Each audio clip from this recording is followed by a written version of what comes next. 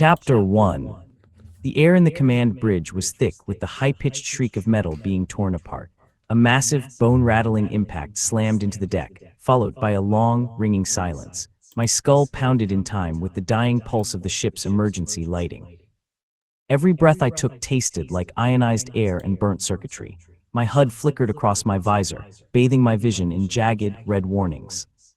I groaned, pushing a heavy, twisted sheet of steel off my chest. I stared at the broken wreckage of my bridge. "Adjutant, report," I rasped. "Is anyone left?" The adjutant's voice cut through the silence, flat and precise. "System reboot complete. Alert, emergency power active. Hull integrity is at 12%. Proximity alert. Multiple unidentified biological and mechanical signatures detected in the immediate sector." I forced myself up, my armor groaning under the strain. I scanned the darkness. It was a tomb of broken glass and mangled consoles. "Adjutant, where is the fleet?" I demanded. "Did we lose the jump? Tell me we are still in the Koprulu sector." "Fleet connection lost," the AI replied. "Reality slip detected. We are currently located in a non-mapped sector of the Outer Rim. Atmospheric analysis, oxygen-rich. Threat assessment, critical. Commander, we have enough raw minerals for one structure. Please advise, shall we prioritize a barracks or a supply depot?" A reality slip. The words hit me harder than the crash. We were ghosts, adrift in a void I didn't recognize. I stumbled to the main terminal, my boots crunching over the wreckage. I needed a power grid, or we were just sitting ducks. "The perimeter is wide open," I said, my fingers flying across the keys. "Initiate the supply depot. I need the grid stabilized before we can even think about printing infantry." A low, deep vibration shook the ground beneath me as the command center's reactor began to spin up. Outside, the rhythmic clanging of an SCV welding metal echoed through the ship.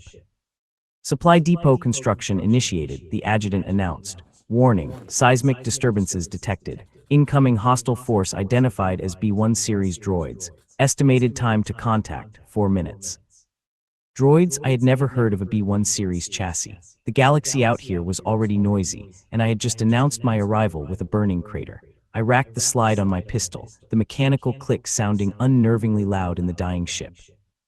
"Adjutant, give me a tactical brief. What kind of galaxy did we just drop into?"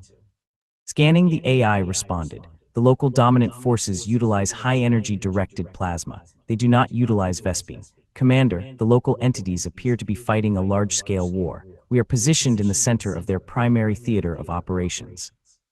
A war zone, no backup, no supply lines, and an unknown enemy marching on my position in under 3 minutes. I cracked my neck, feeling the stim injectors in my suit prime themselves for the coming slaughter. If this galaxy wanted a war, I was going to give them a lesson in Terran persistence. "Let them fight," I whispered, staring into the dark as the heavy ramp of the command center began to hiss open. "We are going to be the ones who end it." You have reached the end of the text.